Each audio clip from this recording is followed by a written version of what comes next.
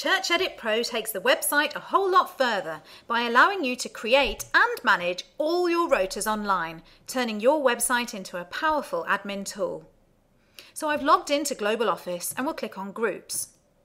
Before you set up your rotas, you need to set up groups, and these groups can replicate the groups in your church. So set up groups and add members to the group. See the separate tutorial on how to do this. Now I click on Rotas. Before we use rotas for a given group, we need to define the roles that will be needed in this group. So these are going to be the types of roles that replicate the group in your church. For example, for a musicians group, you may need a lead singer. And I just add the different roles here. This will be whatever is appropriate for your church.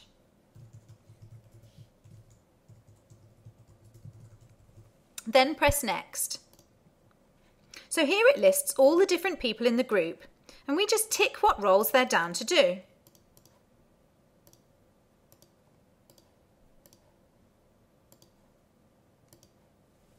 Press Next. So if I click on Musicians Group, we'll see that there are no rotas yet. So let's create one. Now with your rotas, it could be a one-off rota, say for a special event. It could be one for so many weeks, such as the next 7 Sundays. Or it could be one for different teams. So if you have 2 teams that do the rota, you can set this up. So we could have Team A and Team B and then set this up so it repeats these teams 5 times. What I'm going to do is use option B and set up a rota for the next 4 weeks. So I select the first occurrence of the event from the calendar. That's going to be the next Sunday, and we see it automatically shows the next events. So you need to add the events to your calendar first. For each of the weeks, we need to enter the maximum number of roles we require. So 1 lead singer, 3 backing singers, and 1 for each of the different roles. If we allow people to volunteer, it means that people can volunteer for spare slots. So for backing singers, we've specified 3 people. But if we only had 2 for one of the weeks, then someone who's listed as a backing singer could volunteer for that week. You can also allow people to remove themselves from a rota. And we can also add notes here.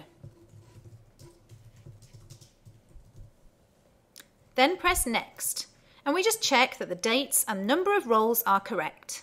If they're not, we can go back.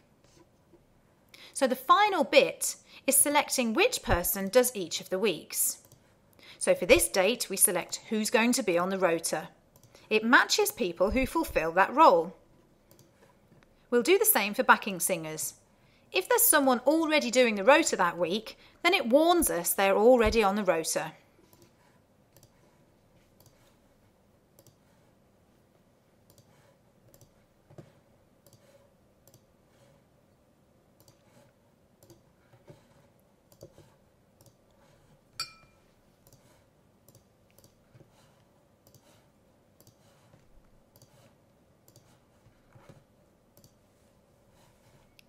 Press Confirm.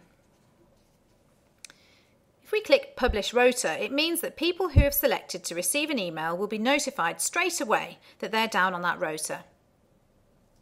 It also means that people who sign into the website will see this new rota under their rota area as a personalised list. So I press Confirm and it's now on the website, but only for members to see.